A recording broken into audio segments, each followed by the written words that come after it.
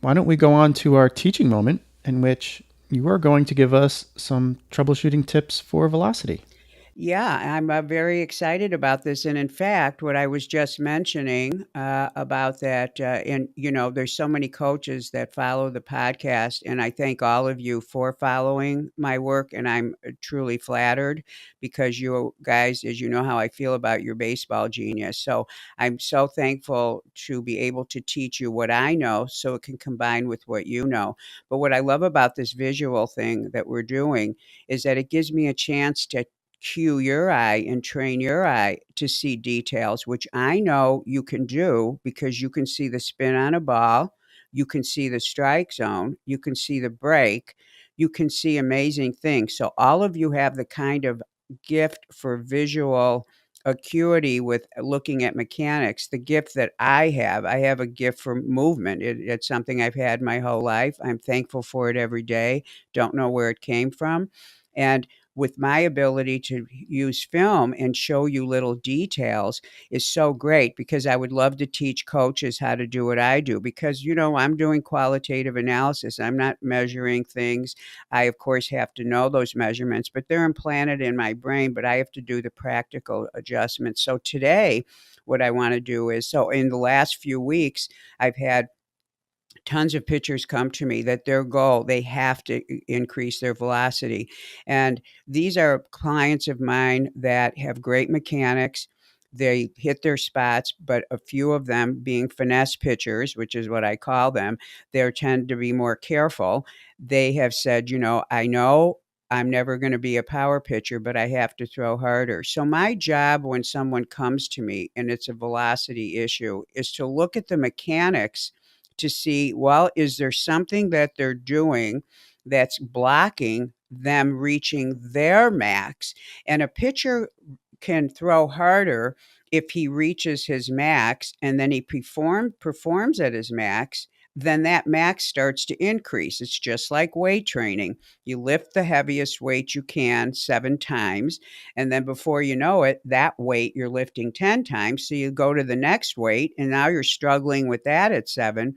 That's why performance at your peak is so important. And if you look at somebody's mechanics and they're doing something that's not helping them, wow, you don't need to go out and spend money on a special program or run around and get some strap that you put on your arm that puts it in the right position.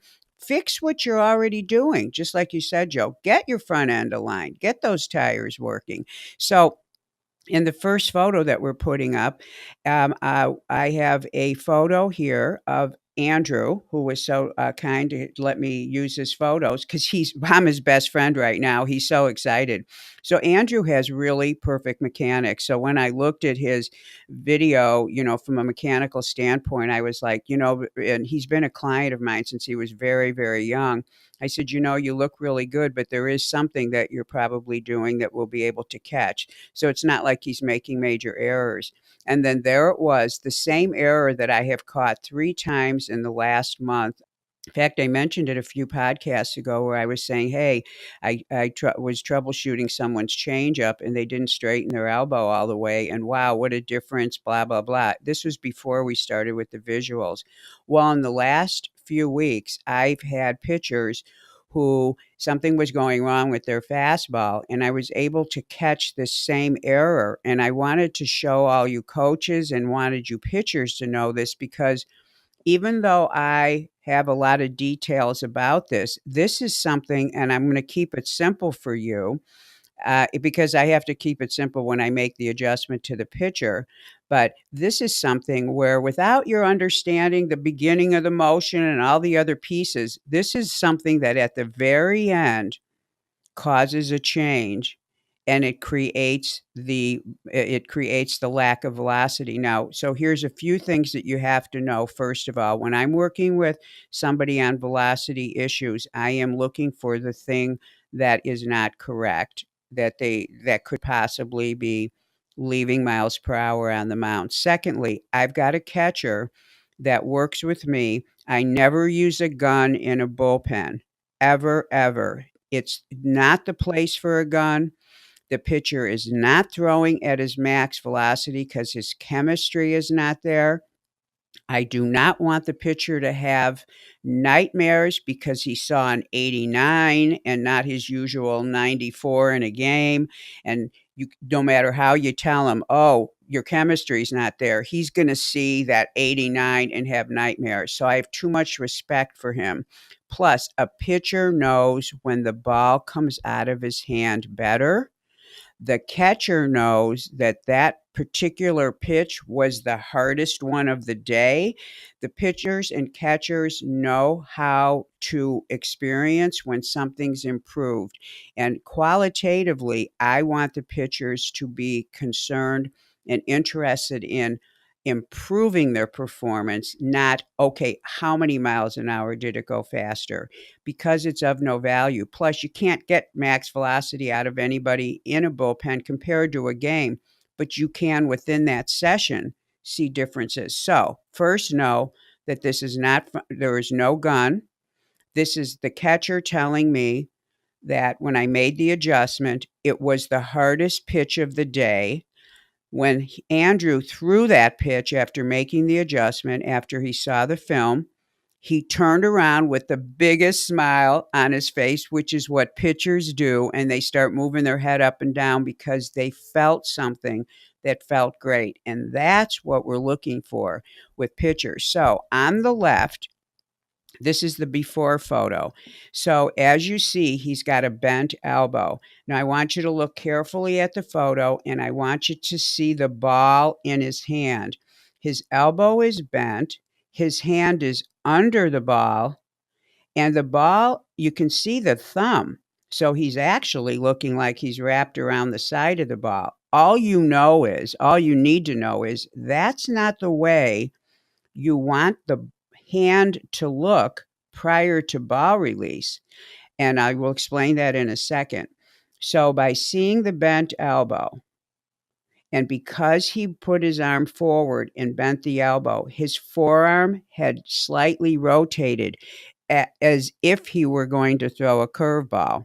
In fact, that's a perfect elbow for a curveball, but it rotates the arm normally. So he's not behind the ball. He is underneath the ball. And he's underneath the ball because he did not extend his elbow fast enough. He did not straighten his arm enough to get the shoulder to bring the hand into position. And you want to always remind your pitchers that the shoulder brings the hand. It's not the elbow. The shoulder brings the hand out. And when they start to understand that, then they can start to get proper shoulder mechanics. So I showed him the film, and this is exactly how I corrected this. First of all, I confirmed a few things from a few different sides. I always confirm everything I see from other views. So you can already believe that these two photos are synchronized perfectly. So in the photo on the left, his elbow should have been straight. Because it wasn't, and he was delayed in straightening it, his elbow to his hand, the forearm, had a little bit of a moment to rotate. He wasn't behind the ball. He's cupping the ball in a weird way. He's underneath it. And all I did is bring him over and I said, Andrew, you didn't straighten your elbow fast enough. And his elbow, by the way, will not straighten until he goes into his follow through. So, but it has to be straight to transfer the energy through from the shoulder into the wrist, which is the last joint that's imparting velocity to the ball. The fingers aren't imparting velocity. So he brings his arm in two pieces to the delivery of the ball. That's one way to look at it. So I said, Andrew, your elbow didn't straighten all the way. And he goes, oh, wow. That's all he does. So I said, do you have it? And of course, he's been working with me long enough, and these guys know how to make adjustments. He says, yeah, I know exactly what to do. In the next pitch, he looked like the one on the right.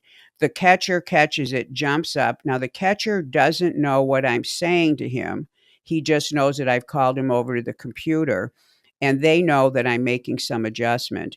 And he jumped up and said that was his hardest pitch of the day. And we had been working through the session, working on different pieces of velocity production, which at his level are really more driven by his ability to be intense than it is by mechanics. But this was an error. So I want you to see the difference in the arm and look at the difference in the way the hand is behind the ball. Joe, can you see that? Is that not amazing? Yeah, it is amazing. I mean, look at the one on the left, the before photo. What a weird position. Now, just to be clear, without getting complicated, go to the second photo. And what I wanted you to see is, I wanted you to see what happened. Now, everyone, please know that I spend time synchronizing video. So the other two photos were exactly in the same part of the motion. This here is what happened next. Now, Joe, what do you notice about the arm in the before and the after? Well, The arm itself. Do you see how you can see the arm on the left? yes, I can't see it on the right. You can't see it on the right because he had more arm speed. Right, he's already propelling the ball forward. Yes, that's amazing, isn't it? And if you look at the trajectory, and when you're looking at video outside, you want to look at your surroundings, and you can see the trajectory of the ball on the right is lower than the one on the left. And remember, he was behind the ball differently. So the result of a message to the pitcher to straighten the elbow faster so that his hand is actually behind the ball transmitted that message got him to move his elbow faster, his shoulder faster, the whole arm speed changed, and it had this effect on the ball. And of course, the report from the catcher that it was the hardest throw of the day. And the way he said it was like, we're not just talking a little bit harder. And then, of course, he went on to continue for the rest of the session, being amazing. And of course, still hitting his spots, which he always does. Now, let's just look at the last photo here. So, the last photo, I want you to see what was different in the moment prior to the bent arm. So prior to the bent arm. So this is called max external rotation. Now, what I want you also to accept is that the photo on the left, I had to confirm what I'm going to tell you by looking at the other views. So on the left, we're seeing a max external rotation that isn't bad. It actually, to somebody's eye, you might say, oh, well, the elbow's at 90 degrees of flexion. We've got a perfect L. Well, the one on the right is perfect. The one on the left, even though it looks pretty good, from a different view, I could see that the forearm was, flexed slightly more, which is something we don't always want. But here's the deal. The message to him to straighten his elbow caused the difference in the way he looked right here at max external rotation. And the way you look here is going to directly contribute to what the elbow and the wrist do next. So that little message and that little view that he had with the bent arm translated into this improvement at this angle, even though the one on the left wasn't bad. But, and I looked at it and said, gee, that's not bad, but it didn't produce the right elbow at release. So the one on the right, I didn't say to him, oh, get into better max external. I didn't go into that kind of thing. I don't have to with a pitcher. I just say, hey, your elbow didn't straighten enough at delivery. And that's all a pitcher needs to hear. And so this is the position, and this was the change that occurred prior to the improvement with the elbow. So that's kind of amazing when you see it this way, right, Joe? Yeah, it's unbelievable, actually. Yeah. So the take home message from this is, so when you're dealing with velocity, the very last thing that happens in the motion, the body rotates to get into this max external rotation position, but the body is rotating and delivering the arm to this max external rotation position. And that rotation delivering the arm transmits into the shoulder, through the elbow, into the wrist. And if you are breaking up that link by somewhere delaying one of those motions, you are not going to have the wrist receiving the velocity that you stored up coming through the entire motion. So, the beauty of a small adjustment when you see that bent elbow is that there was a disruption in the transfer of energy. So, just by going to the end, I mean, you don't have to be, I don't expect somebody to be able to see if someone's rotating sequentially or in segments. But what I love about teaching you this is very frequently, and I can't tell you how many times I've seen this now in the last month, when a pitcher is losing velocity and he looks like he should be throwing harder, go to the very last moment, look at the wrist, look at the elbow, look at the shoulder, and see everything that he did before. Did it end up resulting in the velocity he should have had, or did he in the last moment do something that actually interfered with it? And this bent elbow, I've seen it so much, it's kind of common. So, and also, I think, remember when I was mentioning it, Joe, a few weeks ago, one of my college guys, he was having trouble with his changeup. And I could tell he was slowing down his motion. And that is the problem that pitchers have. They don't trust the grip. You know how everybody says trust your stuff? Well, I say trust your grip. The grip changes what's happening with the ball. You don't have to change anything else. He was slowing down his arm, and where it became slow was in that elbow extension. So he had a very similar bent arm look, and the minute he saw that and straightened his elbow, his changeup just located like crazy. So, and the speed came off of the ball correctly because he was delivering it correctly. So, coaches, if you're looking at your pitchers you've got some velocity issues, go behind the rubber, see if you see this lack of straight elbow ness that need to have with the changeup and with the fastball. And I think you're going to find, I'll bet you anything, you're going to find somebody who's doing that. And the message doesn't have to be any more complicated than your elbow didn't straighten enough. Get your shoulder to get the hand out there by straightening the elbow. And believe me, they know what that means in their own way. And I think there's going to be some very cool things that happen. So I hope this is teaching everyone how to start to look at mechanics. And this is kind of a simple way of doing some simple troubleshooting. Well, I have to say this is a little mind blowing for me. I don't know that I have any comment because this is something that I never would have even thought about. Yeah, well, isn't it amazing if you go back to the first photo, Joe? What I think is the amazing thing to look at here, and coaches go back to it, and pitchers go back to it too. Look at how on the side of the ball he is there. And then, of course, I showed you the photo, what happened next. So the next movement was ball release. You see how he's still holding on to the ball. Actually, with Andrew, the ball is really, and I had to look at this and try to, if I zoom it in too much, it loses clarity. But the ball really and truly is actually, he's right now, his fingers have already started pulling downward. So he's that further into the motion. So he's behind the ball more. Andrew, the one on the left, is what pitchers and coaches would call carrying the ball. He's still, prior to release, he was under the ball, which means that we all know what that means. And if that happens on other pitches, well, he's going to have location problems and movement issues. So that this to me, it blows me away too, Joe. I love my work because I learn something every day.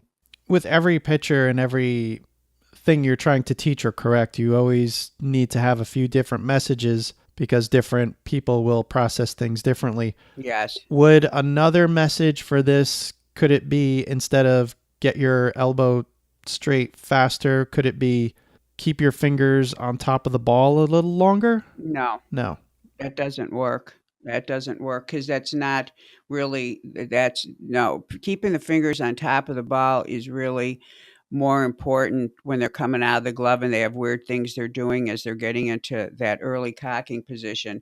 That would not work. But let me just say this, what works is to show the pitcher For you coaches that are out there working with different little cameras and stuff, you show the pitcher this. No pitcher wants to see that. He already knows. In fact, he went, "What's my hand doing like that?" you know? And oftentimes too, when you're getting funny spin on a ball, you're going to see this kind of hand position. So he did not have funny spin on his ball though, because just at the moment of release, he probably turned his hand. But this has made such a huge difference. Really and truly, when you show a pitcher staying behind the ball, and also not under it. They understand behind and under very well. All right. Anyway, so I'm so happy to be able to teach coaches how to look at little tiny details like this. Right. And for those of you who are sitting in your car right now or at the gym or wherever you are listening to this podcast, make a mental note and make sure when you have a chance, get on Angel's YouTube channel, and then you can see what we were just talking about, and then just play this part over again. To see this, like, I'm just entranced here looking at these pictures as Angel's going through it. So just, try to make the time. It'll only take about 5 or 10 minutes to go to the Angel's YouTube channel. We'll have the links in the show notes, and you will see exactly what's going on here. And I think this is going to be really instructive. Yeah, and I just thought of one more thing I want to say. So, coaches, when you wonder about the danger of why, when someone leads with the elbow, why is it bad? The photo on the left is actually a version of leading with the elbow. Leading with the elbow has many different looks. It has many different nuances about it that occur at the shoulder level. But what I want you to just see in this is, and I mentioned this again, his elbow is facing the catcher. In the photo on the left, his elbow is not facing, and I'm talking about the little point on the elbow, the bone. And in the right, it is not facing the catcher. When Andrew came through for this delivery, he had that moment where instead of turning over his shoulder, he pointed the elbow. He brought the elbow through. So he's actually doing a version of leading with the elbow. But what I want you to notice is that it rotated the forearm. And it rotated the forearm, which is why the fingers are on the side of the ball. It rotated as if he was going to throw a curveball, but he's not throwing a curveball. He's throwing a four seam. So what I want you to notice is that you get a rotation of the forearm when the elbow leads. It's just the way the bones are put together. You can't lead with the elbow and keep your forearm in the same position as it was in prior to that. It always rotates. So when you have a pitcher you see his fingers on the side of the ball, or you're getting weird spin for youth pitchers, take a look to see if this isn't the problem, because the elbow, the upper arm moving forward with, on the right, you can see he's using his arm almost in one piece. His shoulder brings the hand out. On the left, his shoulder's bringing the elbow out. And that causes that forearm rotation. So this is another error you're going to see when you have funny spin, or you have someone who's on the side of the ball. This is why I love my job. Can you believe I get to do this all day long every day? Yeah, well. I mean, seriously, have I not got the best job in the world? Well, somebody has to do it. I love it. Yeah, exactly. I know I couldn't do this. All right. So, well, thank you, Angel. That's pretty amazing. So,